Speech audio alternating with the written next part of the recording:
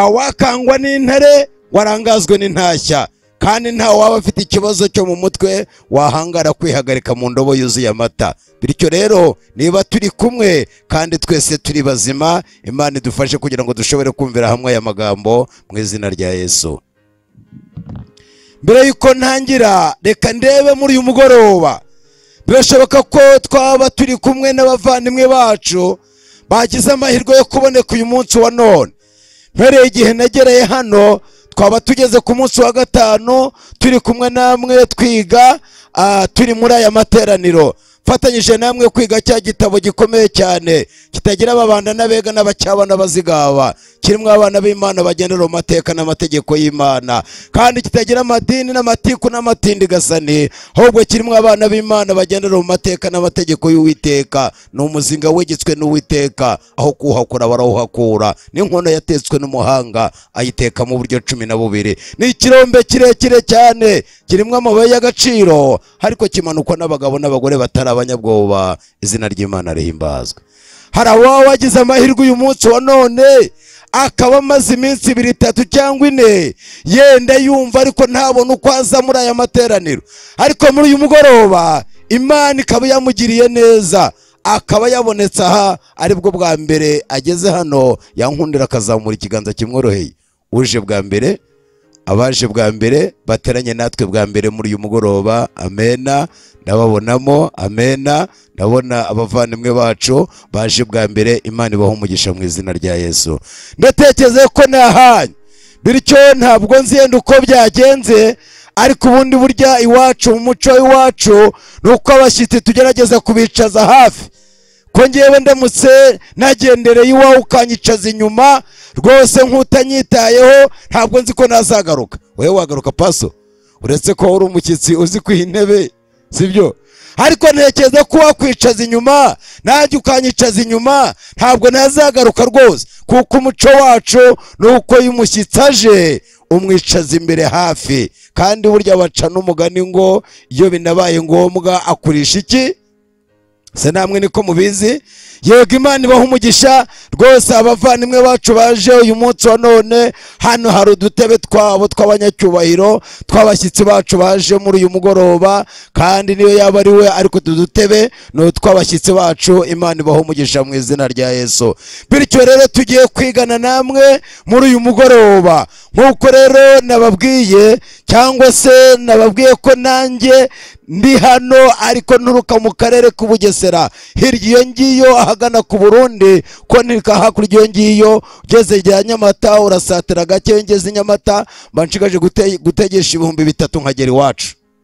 Yesu ashimwe, Yesu ashimwe. Yego, nk'uko rero mushiki wacu ababwiye, nitwa Daniel Musisi, cyangwa se umutingito, umucamanza w'Imana.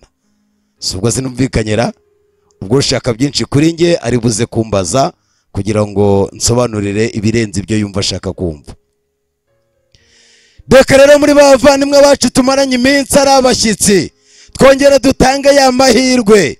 Hari ntekereza ko ejo abo twari kumwe harya twiganye amagambo yari ku nsanganyamatsiko avuga ngo iki? Ejo twize ngo iki? Reka turebe abibuka icyigisho cy'ejo twize. Nabona muri kuzamura gakeya. Ntabwo nzi mwebwe umuntu mukuru aratsindwa, burya hatsindwa umuntu udahari. Reka manza nibariza abashyitsi, kuko hari zimwe mu mpano twagiye dutegura, cyangwa se tuzabavandimwe bacu bagiye bakurikirana kandi biga ubudasiba. Niyo mpamvu iyo waje aribwo bwa mbere mwarimu ari hafi aha ngaha, cyangwa se umuyobozi, kugira ngo aze kwandika aguhe umubyizi wawe, nawe ube mu bazagira aya mahirwe muri aya materaniro adasanzwe. Mu bashyitsi turi kumwe, ninde waba wibuka icyigisho twaraye twize ku mugoroba? Mufate udukayi twanyu musome, kandi akanya icyigisho tugiye kwiga muri uyu mugoroba nanone. Wibuka icyigisho twize ni mugoroba hashize, kandi nanone akaba yibuka icyo tugiye kwiga muri uyu mugoroba. Ngaho ikiganza hejuru ubyibuka. Nta mushyitsi ubyibuka? Abandi bashaka kuba baje uyu munsi. Mufate udukayi twanyu musome, wibuka icyigisho twize ku mugoroba washize. Ndabona nta rutoki ndabona hejuru, ariko ndabona umumama. Hangane mu izina rya Yesu. Uribuka ngo iki? aribuka ko nimugoroba twize umuhanzi w'icyatwa urusha abandi. Harya uwo muhanzi ninde? Yesu ashimwe. Yego, aragerageje rwose. None se muri uyu mugoroba waba wibuka icyigisho tugiye kwiga muri uyu mugoroba? Aha, agerageje kwibuka icyigisho kimwe gusa twize, ariko muri gahunda yanjye ni ngombwa ko twiga icyigisho nkababwira ikindi tuziga ejo ku mugoroba w'ejo. Kandi nababwiye ko twandika, mujye muzana udukayi n'udukaramu uko tuba twaje kwiga. Yego, nta wundi mushyitsi wibuka icyigisho tugiye kwiga muri uyu mugoroba? Ndabona ntawe urashyira hejuru. Mama, uri umushyitsi? Yego, ni umushyitsi ariko usanzwe. Yego, arakoze, Imana imuhe umugisha. Reka turebe noneho umwe muri iri teraniro abibuka icyigisho tugiye kwiga muri uyu mugoroba. Ni koko mu mugoroba washize twize icyigisho cyari ku nsanganyamatsiko ivuga ngo umuhanzi w'icyatwa urusha abandi guhanga. Aho twasanze ko umuhanzi w'icyatwa twabajije cya gitabo cyacu dusanga niwe waremye ijuru n'isi. Ijuru yaribambishije ubuhanga bwe, isi iremerwaho gutura, kandi ategeka amanywa kuganira n'andi manywa, kandi agategeka ijoro yemwe kuvugana n'irindi joro, kandi nta magambo bigize bite bikoresheje. N'uyobora ingabo zo muri ryo, izina ry'Imana rihimbazwe. Uwo niwe muhanzi w'icyatwa urusha abandi guhanga, kandi twifuza ko ahanga imitima yacu, izina ry'Imana rihimbazwe. Muri uyu mugoroba tugiye kwiga ngo iki? Narabwiye ntumva muzihangane, nere kuba nkuvugiriza ingoma mu giteme, kandi nere gucurangira abahetsi, kandi muri abigishwa ba Bibiliya. Nabwiye ngo abasadayimoni na Satani itoro ry'Imana ryateranye nawe aronjoroka kaza akabicokamo. Ni ku gitabo cy'intambara ikomeye paje 443 kivuga. Yemwe marayika w'Uwiteka nawe ushinzwe kurinda, ufite ikaramu yitwa Ruholomu, arandika akantu kose kabaye, ndetse na Satani akandika umutwe w'ibibwiriza bizatangwa. None ni gute we nk'umwigisha wa Bibiliya uyu munsi wa none uzana imbokoboko gusa ntuze kwiga kandi cyangwa se ngo wandike? Ku mugoroba tugiye kubabwira ko twibuze cyangwa tugiye kwiga icyigisho kiri ku nsanganyamatsiko ivuga ngo iki? Tugiye kwiga ikintu cy'ingenzi kuruta ibindi byabayeho mu mateka. Yego, nicyo cyigisho tugiye kwiga muri uyu mugoroba. Mwese ndasaba kugira ngo mujye mugerageza maze muzana agakayi n'agakaramu, kubera ko tugiye gukorera ku minota yacu yarenze, kandi tugiye gukorera mu gihe cyacu cyagiye. Kandi burya abavana nyuma y'igihe si igihe, na mbere yacyo si igihe, ariko tugiye gukorera ku minota yihuse cyane, kubera ko aya masaha ku mugoroba aho twari twashoje. Ntabwo ari umugambi wanjye rero ko turenza aya masaha, kuko iwacu ho ubu benshi batangiye kwinjira mu mazu bagiye kwiryamira. Sibyo se? Nanjye yumva niryamiye rwose ndi kwicura. Ariko burya ugeze burya azaze nawe agira ati ubwo nanjye ngiye kurirara kuko ndi Kigali nyine nta kuri nabigenza. Sibyo se? Ngo ngiye kurara ijoro, yaba iwacu bampamagaye amasaha bakumva ndi kubwiriza, baratangiye ati ko numva mwaraye ijoro byagenze bite? Sibyo se? Kubera ko iwacu rwose binjiye mu mazu, ariko nta kundi byamera, nanjye nabyemeye. Noneho ku mugoroba ejo cyangwa se ejo ku mugoroba tuzaba turi kumwe namwe ku nsanganyamatsiko y'icyigisho ivuga ngo kwidandabirana irategwa nande? Harya ngo tuziga ngo iki? Oya, ntabwo ariko twize. Abo namwe abantu b'Abanyakigali. Ejo tuziga ngo kwidandabirana irategwa nande? Ejo ngo tuziga ngo iki?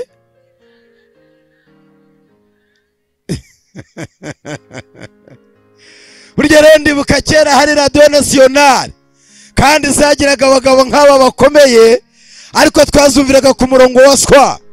noneho kuko uwo murongo wacagagurikaga abantu bakajya kumva radiyo kuko batari bazifite bose, maze bakagenda uko byageragaho bisamira.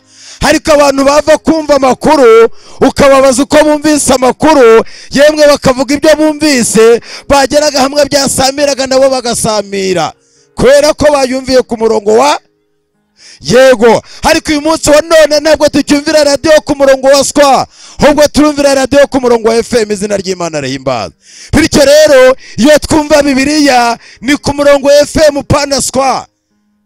noneho nimo babwiye ngo ejo tuziga amagambo akomeye cyane ngo kwidandabirana irategwa nande. none mutangiye kumbwira ngo tuziga ngo kwidandabirana irategwa nande. ubwo niba warize ukiga Ikinyarwanda neza, ibinyarwanda byose byanditswe kimwe, none ubwo mwumviye ku murongo wa SWA kandi muri abanyakigali. Yesu ashimwe.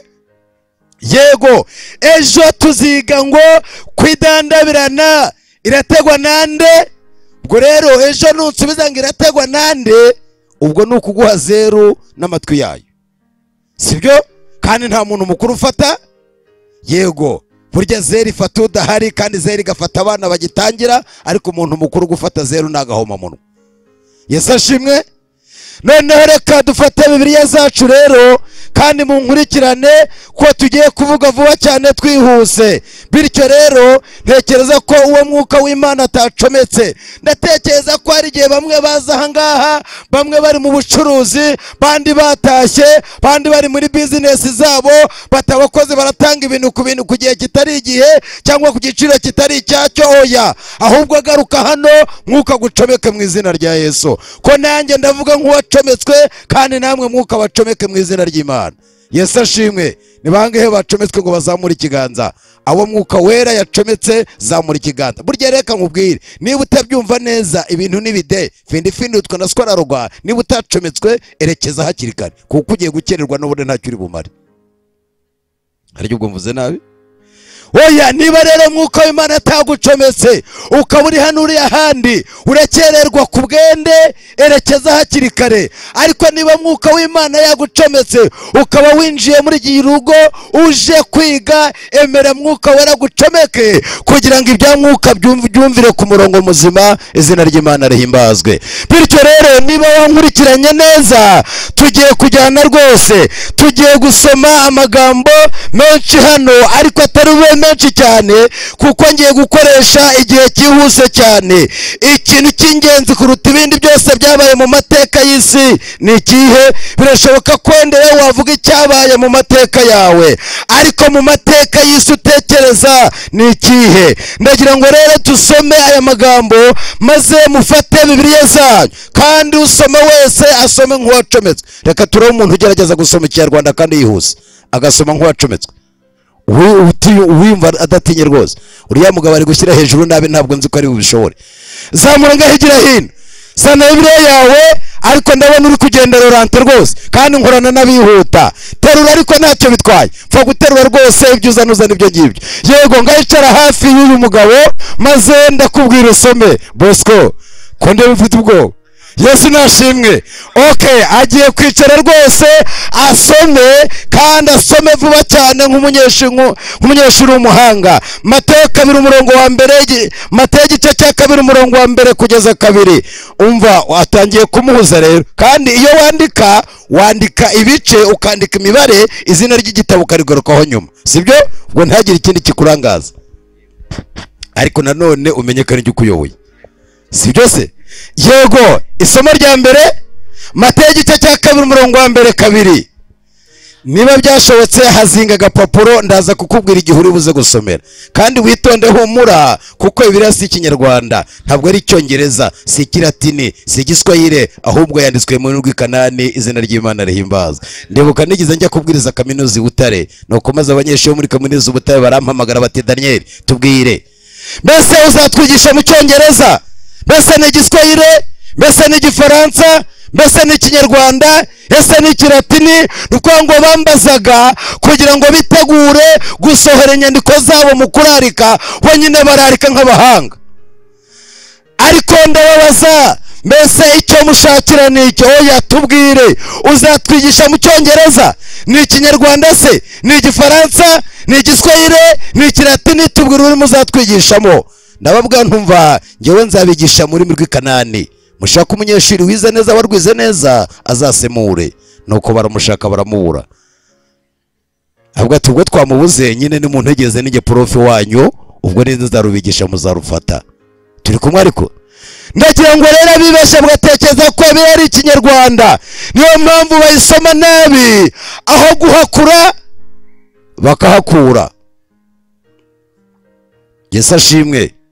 umugabo umwe yigeze yandikira umugore we ari mu mahanga, inzara imwishe biciye bicitse, amwandikira urwandiko.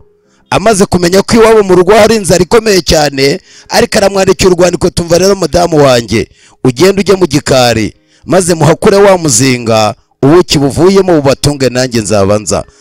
urwandiko rugeze kuri uwo mudamu ntabwo yari azi gusoma neza, ashyira umuturanyi we nk'uyu ngo amusomere. nuko maze aravuga ati dore yanditse ngo mva rero mudamu wanjye, maze ugenda ujye mu gikari maze muhakure wa muzinga, nanjye nzabanza. nuko ashaka umuhungu uzi kwiterera imizinga, arayiterura. nuko aje asanga umudamu yabaye nyaminaga. nuko ati none byagenze bite? undi ati n'icyajyaga kudutunga se ko watubwiye ngo tukihakure byari kugenda bite?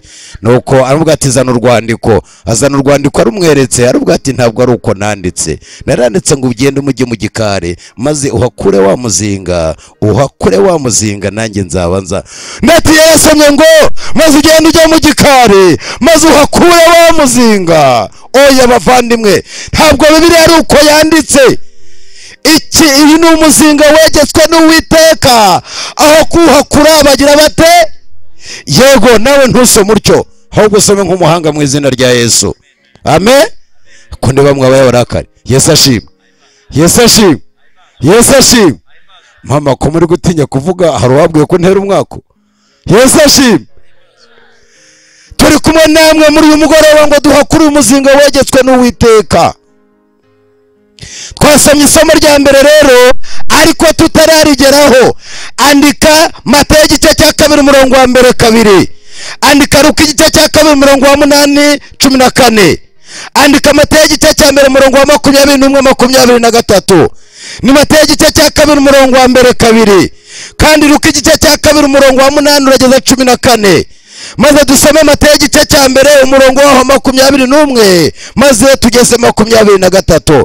ayo masomo aragufasha mugenzi wawe ko wayamaze kuhageraho neza, ariko yitoze kandi uyasome n'ikinyarwanda cyaho. nutengeye kugenda Laurent, ndagusiga mwene Imana. rebamo, kuko uyu mwanya wa none ndabizi benshi mwahugiye mu bindi, ariko ishishamo amaso kugira ngo ubu byumve neza. maze ikintu cy'ingenzi kuruta ibindi byose mu mateka y'isi cyabayeho ni ikihe? barandika amagambo akomeye cyane mu gitabo nasomye. umunyamakuru umwe w'ikirangirire kandi yigize ahagarara ku muhanda nyabagendwa, maze atangira kubaza abantu bagendaga mu muhanda nyabagendwa. arabaza ati mbese ikintu cy'ingenzi kuruta ibindi mu mateka y'isi cyabayeho ni ikihe? dore uko yabajije abantu bagera ku 10 mu bantu bagendaga muri uwo muhanda nyabagendwa. niba mwanyumvise neza, uyu munyamakuru w'ikirangirire wabazaga aba bantu bagera ku 10, kandi abaza byibuze wenda abo bantu bagera ku 10 ikintu cy'ingenzi kuruta ibindi byose byabayeho mu mateka y'isi.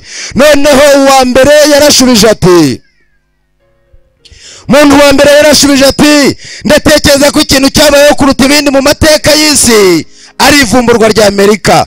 uwa kabiri arasubiza ati, ndatekereza ko ikintu cyabayeho kuruta ibindi byose mu mateka y'isi ari ivumburwa ry'icapiro. uwa gatatu yarashubije ati, ndatekereza ko ikintu cyabayeho kuruta ibindi mu mateka y'isi ari igenzurwa ndetse n'isandazwa rya atome. uwa kane yarashubije ati, ndatekereza ko ikintu cyabayeho mu mateka y'isi kuruta ibindi ari itsindwa ry'Abayapani. ariko nibange turi kumwe. yego niba mwanyumvise neza rero, uwa mbere yashubije ngo ni ivumburwa rya Amerika, uwa kabiri yarashubije ngo ni ivumburwa ry'icapiro, uwa gatatu yarashubije ngo ni isandazwa n'igenzurwa rya atome, uwa kane yarashubije ngo ni itsinda ry'abayapani. Mu gihe bose bakomezaga gusubiza ibibazo by'umunyamakuru w'ikirangirire wari uhagaze ku nzira nyabagendwa cyangwa se ku muhanda nyabagendwa, yarabazaga ngo mbese ikintu cy'ingenzi cyabayeho kuruta ibindi mu mateka y'isi ni ikihe? Mu gihe rero nyuma y'ibyo bisubizo by'abantu batandukanye batangaga, dore uko akana k'agahungu gato k'i New York k'imyaka 13 kagendaga nawe muri uwo muhanda nyabagendwa, kandi kamaze kwakira icyo kibazo gikomeye cyane cy'umunyamakuru w'ikirangirire ndetse no kumva ibibazo bitandukanye cyangwa se ibibazo bitandukanye by'abantu bagendaga basubiza, nuko maze akana k'agahungu gato k'imyaka 13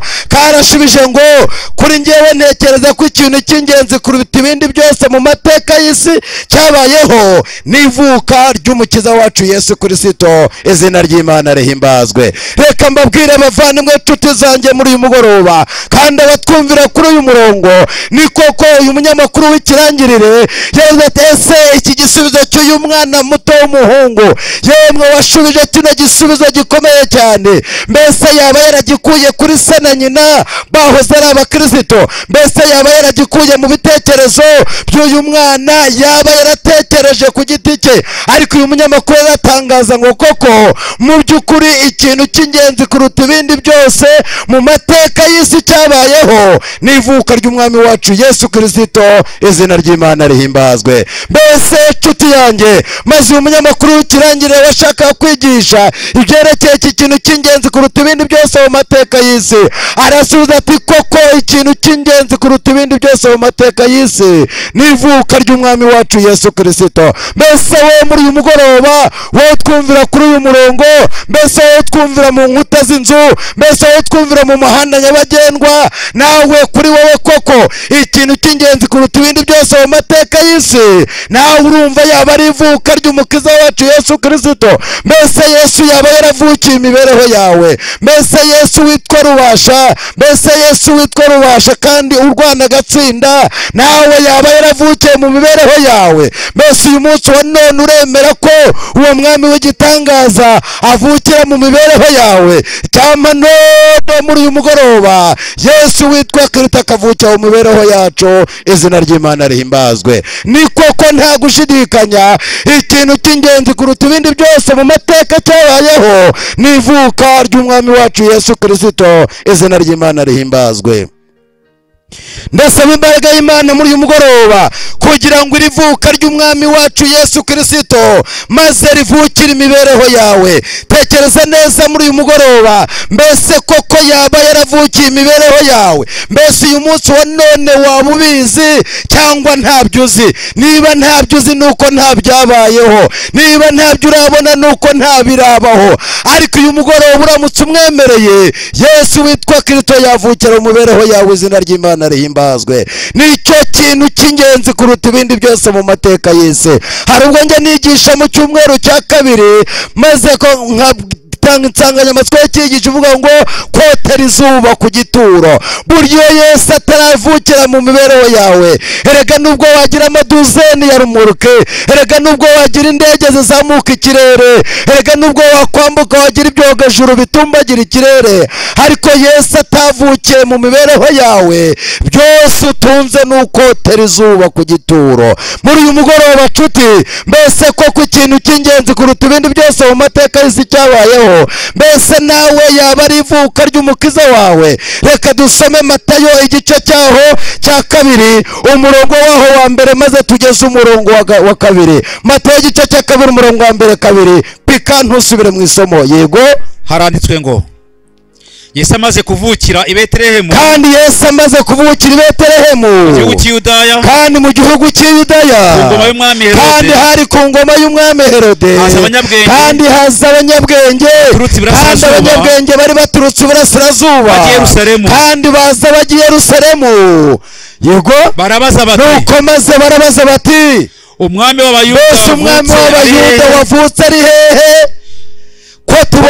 Ko tubonye inyenyeri ye, turi kandi burasirazuba tukaba tuyibonye turi iburasirazuba maze tukaba kandi natwe tukaba tuje kumuramya izina ry'Imana rihimbazwe. Ndagira ngo mbabwire inshuti zanjye, yemwe kukiri ivuka rya Yesu mbese ryabashe kumenywa n'abanyabwenge kandi bari iburasirazuba. Niba abo twiganye mu marenga ya gihanuzi mu gitondo twize ibyerekeye ijambo ryitwa iburasirazuba, kuko mu gitondo nitubwiriza ahubwo turahanura. Ndatekereza ko benshi uyu mwanya wa none badafite aya mahirwe, ariko ntacyo bitwaye, irabanza icyo nakoze igaheruka. Kandi burya nshuti zanjye akababaje umutima kazindura amaguru, kandi burya baca umugani ngo ushaka inka aryama nkayo, kandi icyo umutima ukunze amataguranwa iki.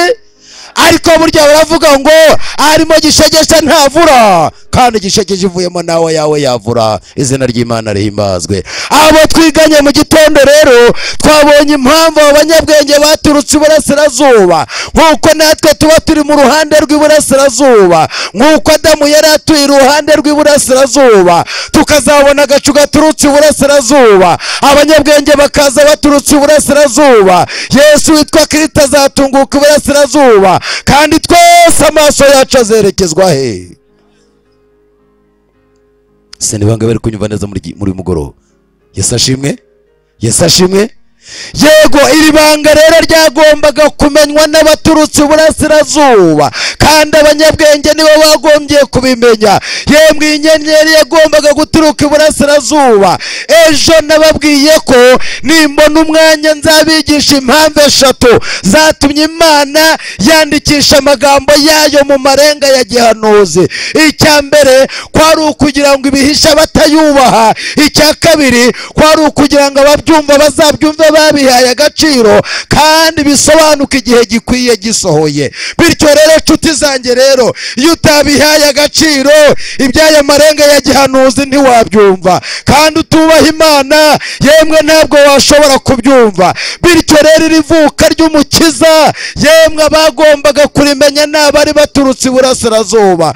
Umva nkubwire nshuti zanjye, turi kumwe muri uyu mugoroba, niba nawe udatuye iburasirazuba, udaturutse iburasirazuba, utagera iburasirazuba, iby'iri vuka ryo ntibyasobanuka. kandi reka nkubwire muvandi, burya ntibitinze. Umusibe ejo hahise nababwiye amagambo akomeye cyane ngo nudahinduka bizagira bite, nudahinduka bizagira bite. Ndagira ngo ubwire ko nibi bidasobanutse muri uyu mugoroba ngo byumvikane neza ku munsi w'amateka bizagucanga. Muntu umwe yagize agenda mu nzira nyabagendwa, nuko agera ahantu runaka hari imihanda itatu nk'uko aha mujya muhabona. Imihanda y'inaha njya nkunda kubwira umuryango tuzana nabwo nti imihanda yanyu biwanyu iracanganye rwose, ariko turi kumwe. Yego, nyamara maze we ageze ahantu runaka arayoboza. Amaze kuyoboza ahura n'umuntu avuga ati ndangira umuhanda ugana hakurya hari. Nuko maze avuga ati umva ngo aho zamuka aha unugera haraguru urahasanga imihanda itatu bigucanga nk'uko byancanze. Ubwo aramuyoboye, ndamubwira tugize ngo iki, zamuka nugera aha haraguru aha urahasanga imihanda itatu bigucanga nk'uko byancanze. Abajije asanga yayobozaga umusazi.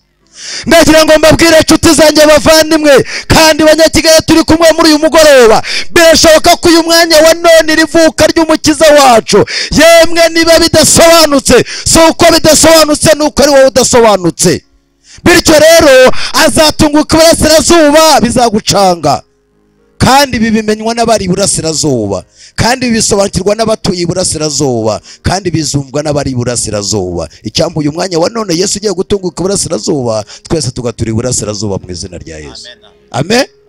Yego, niba twakomeje rero nk'uko rero twe tumaze kubisoma, maze ku murongo wa mbere wa kabiri aza abanyabwenge baturutse iburasirazuba barabaza bati umwami w'abayuda wavutse ari he, ko tubonye inyenyeri? Reka dushimire Imana ko Yesu yatuvukiye, izina ry'Imana rihimbazwe. Reka dushimire Imana ko dufite umukiza wavutse aturutse iburasirazuba. Abagabo n'abagore, abasore n'abakobwa, icyo dusabwa ni ukumwakira mu izina rya Yesu. Nawe uremera muri uyu mugoroba kugira ngo Yesu avukire imibereho yawe. Mbese nawe uramushaka muri uyu mwanya wa none? Ngicyo kintu cy'ingenzi cyabayeho mu mateka y'isi. Ndibuka nasomaga igitekerezo cy'umwana w'umuhungu muto witwaga John. Uyu nguyu yari yaravutse kuri se na nyina, yari umwana bari bafite w'ikinege, yari umwana uri hagati y'imyaka 8 yemwe ndetse n'imyaka 9 kugezaho. Nuko ariko John uyu wari ufite mama we na papa we bari bifite ari abakire bameze neza, bari batuye mu mujyi wa New York. Uko nasomye iki gitekerezo, uyu mwana ngo yari afite ikibazo cy'uko yavutse ivi rimwe cyangwa ukuguru ko kudahina ngo guhinure, ivi rye ryari pararize. Uyu mwana yiga kugenda rero yagendaga kurura itako kandi yagenderaga mu mbago. None igihe rero mama we na papa we bajyaga baganira, John mu mikurire ye ntabwo yigiraga amwenyura, ntabwo yasekaga, igihe cyose yahoraga yije kandi yirabuye. Nuko maze igihe kimwe umugoroba umwe uyu mupapa aza kuganira n'umudamu we ati ariko twakora iki kugira ngo uyu mwana wacu John maze ashobore guseka nk'abandi bana? Yesu ashimwe. Ariko ndabona mwarangaye mwabaririmbyi mwe, nimundebe n'ijye ufite mikoro. Yego namwe niba baho mikoro nanjye ndabatega amatwi kandi bahanga amaso. Yesu ashimwe. Yesu ashimwe. None uyu mwana papa waramufata amushyira mu modokari ye, atangira kumuzengurutsa umujyi wa New York. Yemwe akamwereka amazu maremare, akamwereka ubusitani bwiza, akamwereka ibintu byinshi byiza by'ubunyaburanga. Ariko ubwo batemberaga mu mugoroba, John nta kintu na kimwe kigize cy'umunezeza ngo amwenyure. Nuko baratembera umunsi wa mbere, ku munsi wa kabiri yongera kumwimura mujyana ahandi hantu hameze neza. Ariko John akomeza kwira mu maso. Nuko maze papa aramaze ati mwana wanjye John, niki twagukorera kugira ngo unezerwe? Nuko maze uyu muhungu wari wicaranye na se afite imbago arababwira ati umva papa, ningera mu rugo ku mugoroba, igihe ndaba ndi kumwe na mama mu gikoni, nibwo ndi bubwire mama icyo mwankorera nkanezerwa kandi nkamwenyura. Nuko maze papa wakati modokari yihuta, ageze mu rugo abwira umudamu ati umva John namweretse ibintu byose bishoboka, ariko John yanze kumwenyura. Ariko yambwiye ko igihe muri kumwe mu gikoni ari buze kukubwira icyo twamukorera tukakanezerwa, kuko yari umwana wabo wa mbere w'imfura. Nuko maze mama wa John ahita ajya mu gikoni, nuko ahamagara John umuhungu we, maze afata imbago atera ukuguru kwe aragenda amusanga mu gikoni. Maze baricara bategura ibyo mu gikoni. Ariko mu mwanya muto John yitegereza mama we mu maso. Nuko maze abwira mama ati mama, ngewe ndashaka $25. Ngarashaka iki? Ahubwo ati ndashaka $25, ndashaka amadolari 25. Mama waramubwira ati ese mwana wanjye John urashaka amadolari 25 yo kumara iki? Nuko maze John arabwira ati mama ndashaka amadolari 25 yo kugura imbwa. Ngo yo kugura iki? Imbwa. Yo kugura iki? Nuko maze mama we ati ariko mwana wanjye John urashaka imbwa y'iki? Imbwa yo kumara iki hano? Yari umwana wacishaga make ahita caje karafunga ntiyongera kuvuga. Nuko arabwira ati ariko wikomeza kubabara mwana wanjye, nuko nitugera muri salo ndabwira papa we kushaka $25 aguhaye amadolari 25 niba ariyo yatuma ubasha kumwenyura. Nuko maze bageze muri salo, mama we arabwira ati umva Deni yadutangaje, yatubwiye ko yambwiye ko ngashaka $25 yo kugura imbwa. Nuko maze papa aramuhindukirana ati ariko mwana wanjye John urashaka amadolari 25 yo kugura imbwa yo imara iki hano? Nuko John araceceka ntiyagira icyo avuga, akomeza kwirabura mu maso. Ariko papa akora mu mufuka azamuramo $25 azihereza John. Amaze kumuha amadolari 25 afata imbago ye. Nuko maze John atangira gutera ukuguru kwe, yigira muri shambure ajya kwiryamira. Nuko maze umugoroba wari umaze gukuba bose bajya kuryama. Maze mu rukerera rwa kare John yazindutse cyane yarubika, afata imbago ye atangira kugenda yerekeza iwabo mu muhanda nyabagendwa. Ubwo yageraga ku marembo ageze mu muhanda nyabagendwa, abahuranye n'undi mugabo wagiye yazindutse nanone, amubonye aramuhagarika ahubwo ati none se wa mugabo we, none ntiwandangira ahantu ho kugura imbwa? Ahubwo ati mfite $25 kandi nimbona imbwa nishimiye ndamuha amadolari 25. Uyu mugabo mu gitekerezo bitekerezo barandika ngo yari afite imbwa mu rugo iwe, kandi iyo mbwa yari yarabwaguye ibibwana 5. kandi abahanga mu byerekeye gukurikirana uko imbwa ibwagura, njyewe data navutse ari umuhigi, uko imbwa yagiye ibwagura, ikibwana cya mbere kiba kinini, icya kabiri kigakurikiraho, icya gatatu kigakurikiraho, n'icya kane n'icya gatanu. maze uyu mugabo bwatuva John, njyewe mfite imbwa yo kugura, niba uri bumeze $25 umbwire nyihamagare. John ati nshaka imbwa yo kugura, ayihamagara mu ruvugirizo rw'iwabo. ya mbwa iza yiruka, ije yiruka, atangira kumwereka ati John, dore imbwa nziza mfite nakubwiraga, numa $25 ndayiguha. ako kandi ikibwana cya mbere nacyo kiba cyaraserutse kiraje, dore n'ikibwana cyayo cya kabiri, n'icya kabiri gikurikiraho, n'icya gatatu gikurikiraho, n'icya kane gikurikiraho, n'icya gatanu. ariko akabwana ka gatanu kari akabwana gatoya, kandi kari karavutse karemaye akaguru. noneho ku bindi byirukaga neza, ko kagendaga kiruka gakurura akaguru gakurura akaguru gakurura akaguru. nuko John wari kumwe nawe aritegereza, abona ka kabwana gatoya katurutse ruguru. nuko uko yakitegerezaga atera imbago vuba vuba cyane, agenda yirukanka asanga ko kabwana gatoya kanyuma kagendaga gakurura akaguru. nuko John akageze impande ahita arambika yambago hasi, ahita atangira guterura ka kabwana gatoya. ako kanya kuramo $25 amuhereza $25. maze uyu mugabo bwa ati oya John, aka kabwana dore ni gatoya kandi kavutse karemaye akaguru. John aramubwira tuva nshuti yanjye, nakubwiye ko nimbona imbwa nishimiye ndi buguhe $25, kandi imbwa nishimiye namaze kuyibona. undi ati John, aka kabwana ni gato kandi kavutse karemaye akaguru. nuko arabwa tumva aka niko kabwa nishimiye. nuko arabwa ati John, nubwo mfite $25 ngaho mbwira impamvu uhisemo aka kabwana kandi ari gato karemaye akaguru. nuko maze John azamura ipantaro yari yambaye, amwereka mu ivi, amwereka ko nawe yavutse aremaye akaguru. maze arabwa tuva rero nshuti yanjye, aka kabwana ni gashuti kanjye, aka kabwana kazi ibibazo byanjye, nanjye aka kabwana nzi ibibazo byako. bityo rero aka kabwana niko kanejeje, kuko kazi ibibazo byanjye nanjye nkaba nzi ibyako. niko kabwa nishimiye, ngayo $25. se muranyumva neza? nuko John atera imbago agenda yerekera mu rugo iwabo, akigatiye ka kabwana gatoya kandi kagendaga gakurura akaguru. ubwo John yasangaga papa we na mama mu rugo, yemwe barimo baganira. nuko John ashyira ka kabwana hasi. uko yashyiraga ka kabwana hasi, nuko John atangira kujya agenda yiruka atera imbago, yemwe akurura akaguru, n'akabwana kamwirukaho gakurura akaguru, yemwe gakurura akaguru. John nawe atera imbago akurura akaguru. nuko maze John agaseka cyane. mu bihe byose byabayeho, John yaranejejwe no kubana n'ako kabwana, kuko ubuzima bwa John yavutsemo nibwo n'ako kabwana kavutsemo. nuko mama warabwa ati John, none se kuhaguza akabwana gatera akaguru, uretse kuhaguza akabwana karemaye. nuko John ahindukirana se na nyina yabwa atumva mama na papa, mwebwe mwavutse muri bazima kandi mugenda neza, njyewe navutse nararemaye akaguru, none aka kabwana ni gashuti kanjye, uko navutse niko kavutse, uko karemaye niko naremaye. niyo mpamvu aka kabwana ari gashuti kanjye, niko kanejeje mu bintu byose biriho ku isi. izina ry'Imana rihimbazwe. nagira ngo mbabwire nshuti zanjye, iyo twize ibyerekeye amateka, Yesu yavukiye hano mu isi. yemwe Yesu avuka atwarwa n'amategeko, yemwe avukira mu rugo rw'abakene, yemwe Yesu avuka ashobora gusonza, avuka akora imirimo yose nk'iyo dukora, avuka nkatwe kugira ngo azamenye ibibazo duhura nabyo. burya Yesu azi ibibazo byacu, burya Yesu azi amacumbi tubamo, burya Yesu azi agakono k'intekabusha duteka,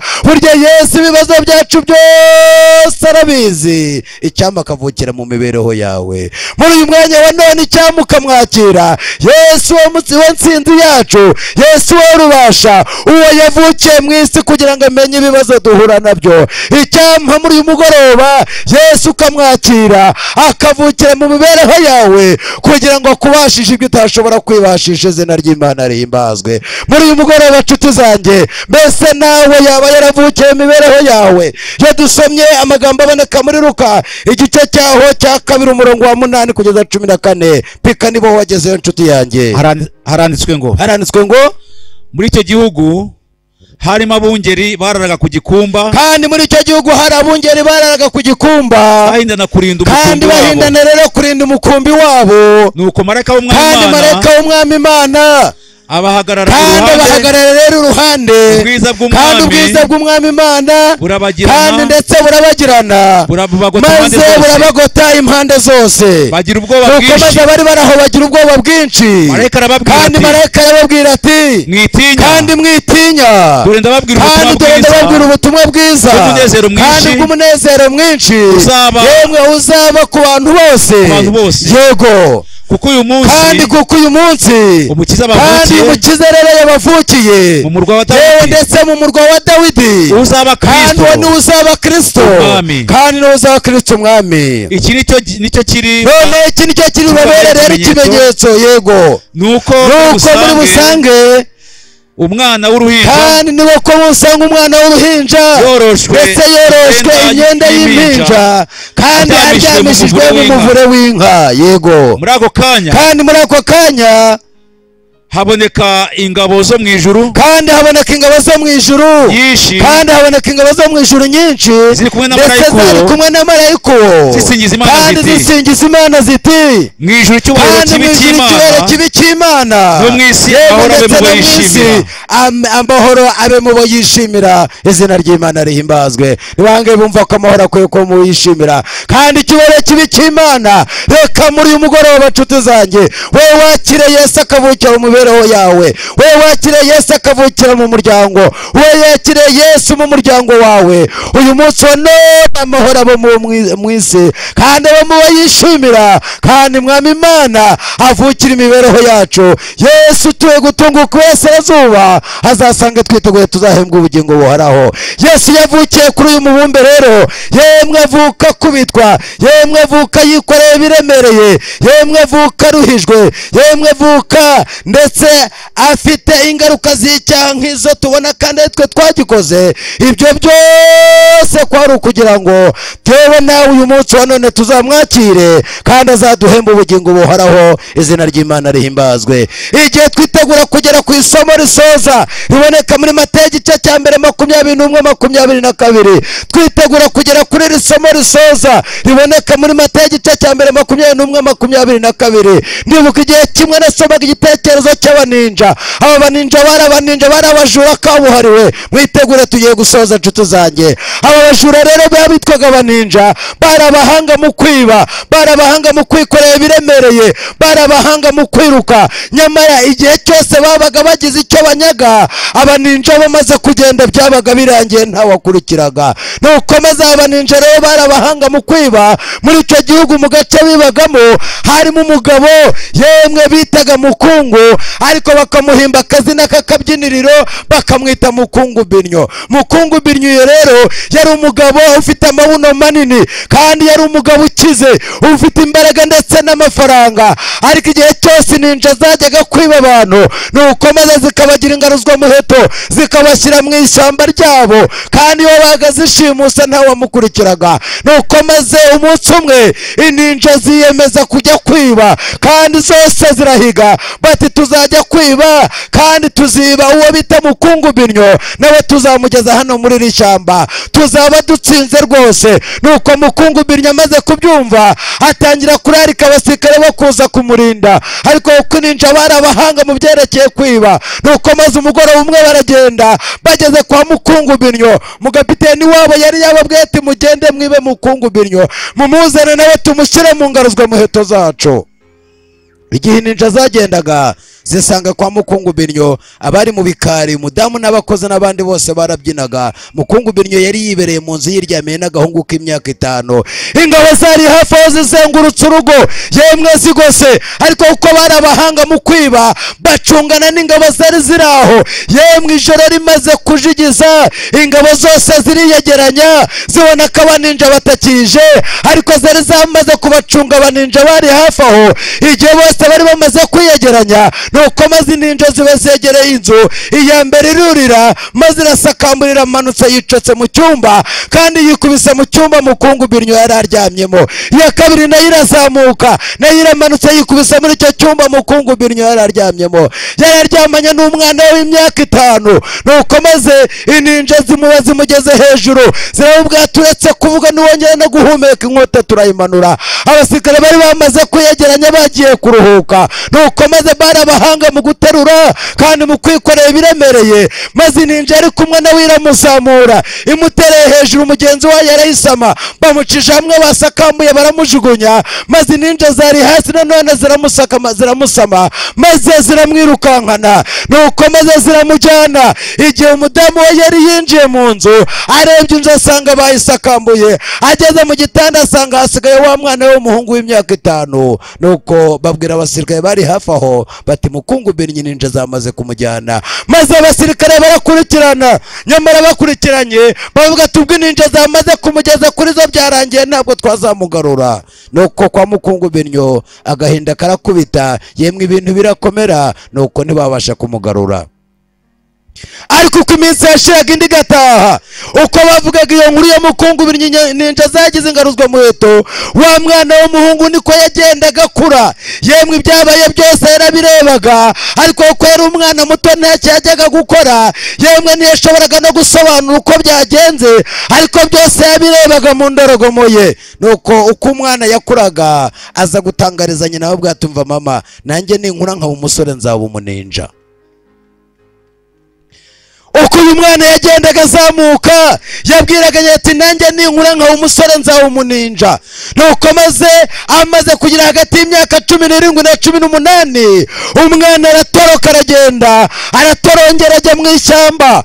Uko yagendaga mu ishyamba ashakisha aho ininja zaba ziri mu ishyamba, abazihingutse ziguyeho mu ishyamba. Nuko zimubonye baturakaza mboga zizanye. Nuko wa musore azigezemo arazibwira ati nanjye nifuje kuba umuninja kuva kera, nanjye ndashaka kuba umuninja. Nuko batabandi twabafataga tubafashe, yemwe ariko tubazanye tubaboshye, ariko ubwo wizanye ngahinjira mu baninja. Barabahanga mu kwiruka, maze bamushyira ku ikosi bakamwuruza igiti, yemwe yajya kumanuka kandi bamuhekejeje ibintu mu mugongo, bakamutega imihoro, bakamutega amashoka kandi bakamutegeka kumanuka yikoreye akabyikubitamo. Nuko umwana akamanuka akabyikubitamo, yemwe agakomereka, yemwe akangirika, akagwa muri koma, ariko agakomeza kwihangana kuko yarazi operasiyo cyangwa umugambi wamuzanye mu kuba umuninja.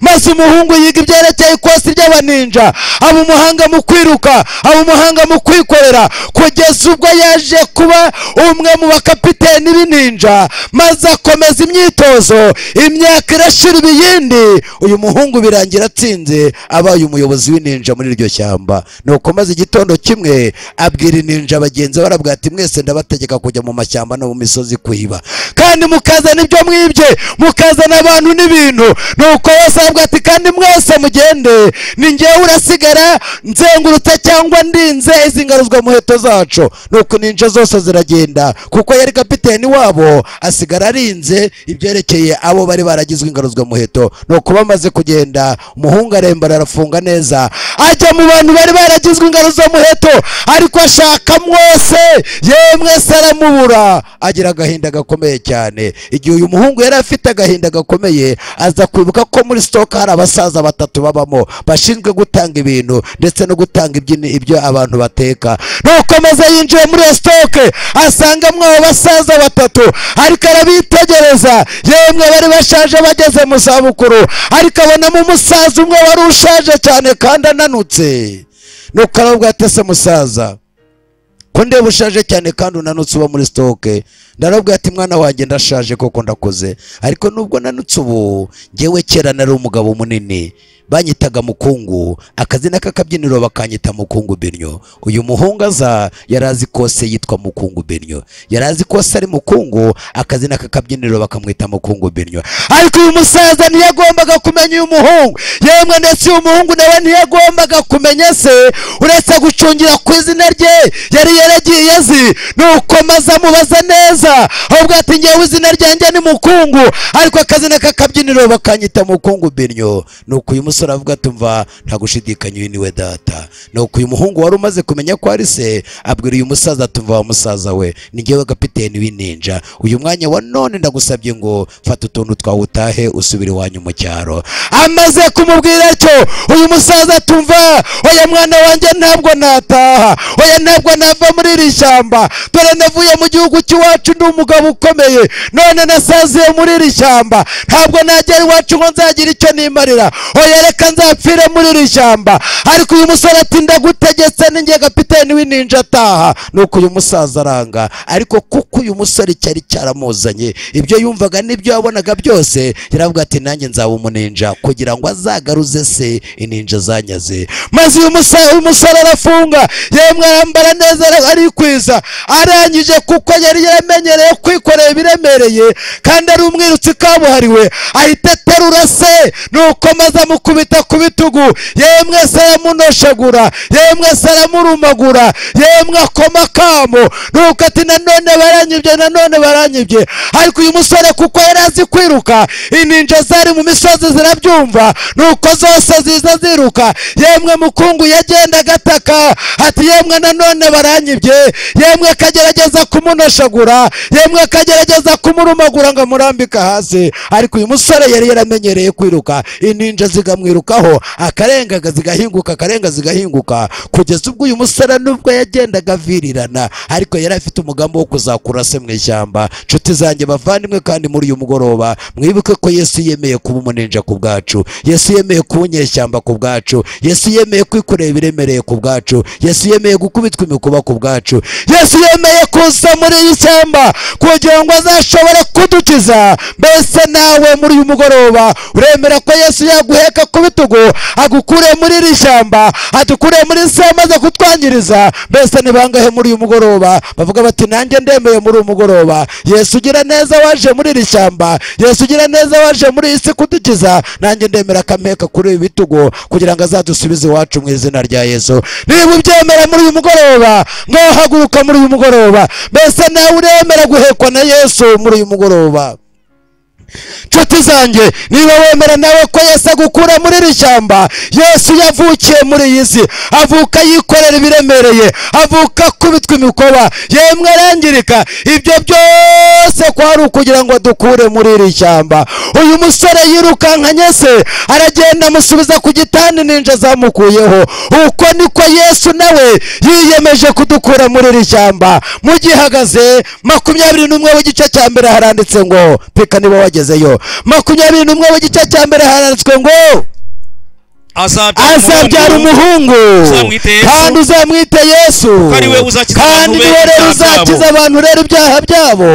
Nuko ibyo byose byabereho kugira ngo iby'umwami Imana yavugiye mu kanwa k'umuhanuzi bisohore ngo dore umwari azasama inda, yego, kandi azabyara umwana w'umuhungu kandi azitwa Emanueli, yemwe risobanurwa ngo Imana iri kumwe natwe muri uyu mugoroba. Izina ry'Imana rihimbazwe. Mbese nawe uremera ko Imana iri kumwe natwe muri uyu mugoroba? Mbese nawe urashaka ko Yesu yaguheka ku bitugu? Reka nsabe muri uyu mugoroba tugihagaze. Mbese muri uyu mugoroba hari abagabo n'abagore, hari abasore n'abakobwa ubwo tumva nanjye ndemera Yesu wabaye umuninja ku bwacu, nanjye ndemera muri uyu mugoroba mpagaze mu ruhande rwe kandi ampeke ku bitugu. Ndashaka kuvaho narindi, ndashaka gusanga Yesu, ndashaka kugira ngo mwemere ampeke ku bitugu, ankure muri iri shyamba, azangeze mu rugo rwa Data wo mu ijuru. Waba uri hano muri uyu mugoroba, waje uyu munsi uri umushyitsi, ukaza ugatera intambwe tugafatanya nawe gusenga muri uyu mugoroba. Niba uhari ngwino mu izina rya Yesu.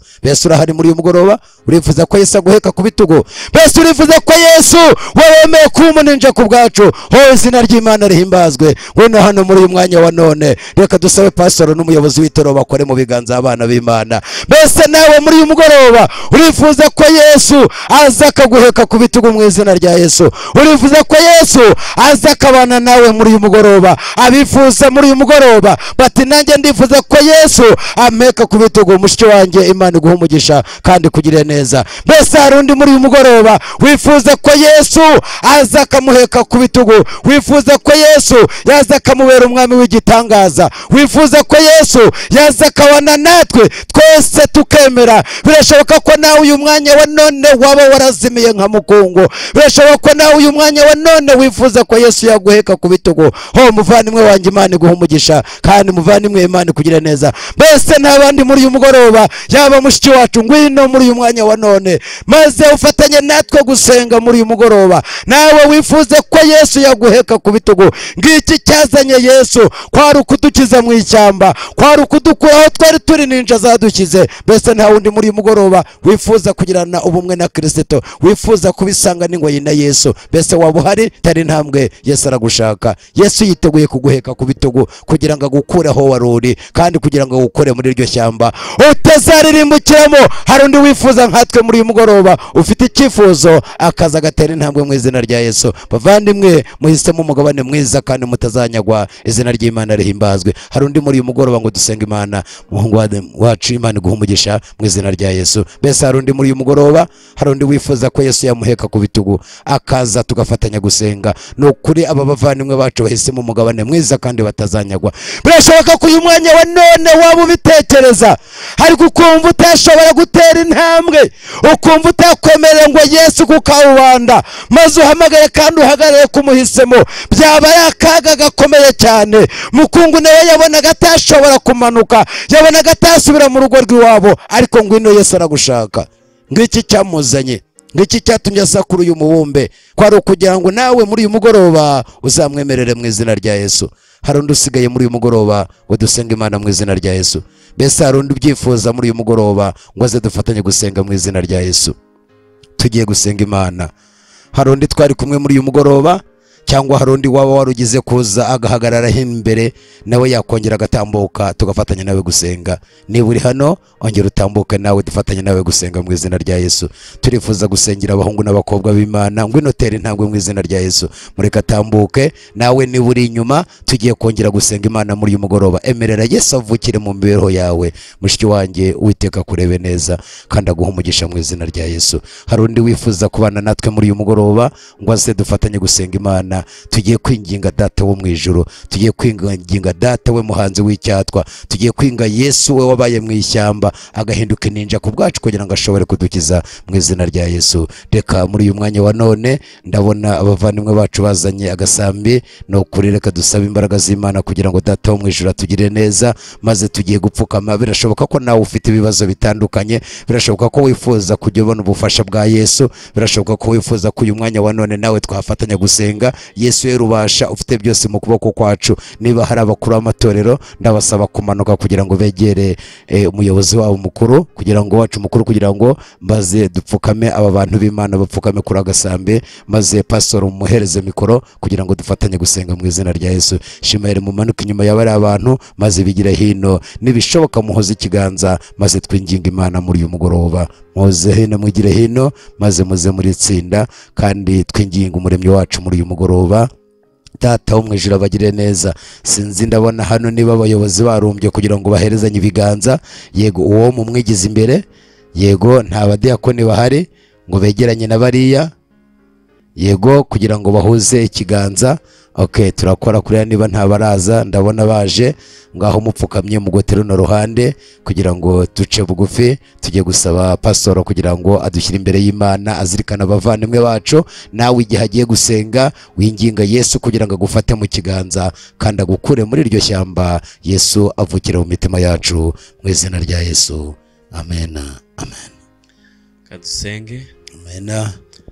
Data twese, Mana yacu nziza, turagushimye cyane kuko uri umuremyi wacu ukaba n'umucunguzi, uhabwa icyubahiro. Amen.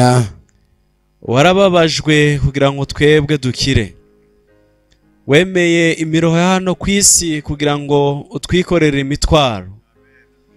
wagenze urugendo rurerure ruva mu ijuru ugera muri iyi si kugira ngo udushikire. Amen. Wabayeho nabi kugira ngo twebwe tubeho neza. Amen. Data, wabashije kugenda biguru ntege, ugenda ucumbagira kugira ngo natwe ubone ko watugeraho. Kure. Mwami mwiza, urahebuje, izina ryawe rihabwe icyubahiro. Amen. Amen. Tugushimiye ko wateganije ijambo ryawe kugira ngo rikize imitima yacu. Data, ubwo wasezeranye ko ritazagenda ngo rigaruke ubusa, turagushimiye ko warihagarikiye. Amen. Tugushimiye ko abanye n'umubwiriza kandi ukamuha amagambo yawe meza kugira ngo ayabwire abantu bawe. Amen.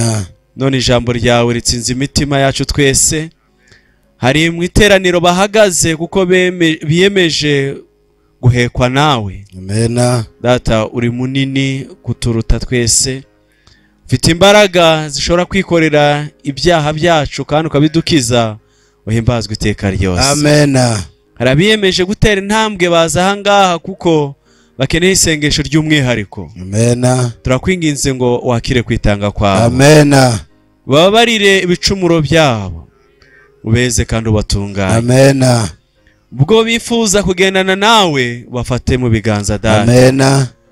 Ubikorere nk'uko uriya mwana w'umuhungu yikoreye se, ariko wikorera abana bawe. Amen. Kugira ngo udukure muri iyi si y'imburamumaro, dukure muri iyi si y'icukiro ry'ibicumuro n'ibyaha byinshi, maze tugeze ku gakiza kawe. Amen. Meze uhagarikira ijambo ryawe mu minsi isigaye, maze Data babitanze uzabarinde gusubira inyuma. Amen. Meze kubuzuza umwuka wa wera. Amen. Aho umubwiriza atashoboye kugeza uyu munsi, umwuka wera bari uhageza. Amen. Abemeze kandi abatsinde by'iteka ryose. Amen. Ngaho rero ubwo ugiye ri hafi kugaruka, dushoboze kugira umwiteguro muzima. Amen. Iteraniro ryose ryahagurutse, dukomereze mu buntu bwawe. Amen. Komeze kutuyobora no kuturinda kugeza aho uzagarukira. Ubwo abana bawe tugiye gutaha mu birere bitandukanye, turinde ibitero by'umwa Satani. Amen. Turinde ko Satani yasahura ijambo ryawe, ahubwo uribumbire mu mitima yacu, rikomeze kutweza no kudutunganya, kudutsinda no kutwemeza, riduhanire gukiranirwa, maze ritume dushobora guhinduka, duhinduke ibikoresho bya bizima. Amen. Mu izina rya Yesu. Amen. Amen.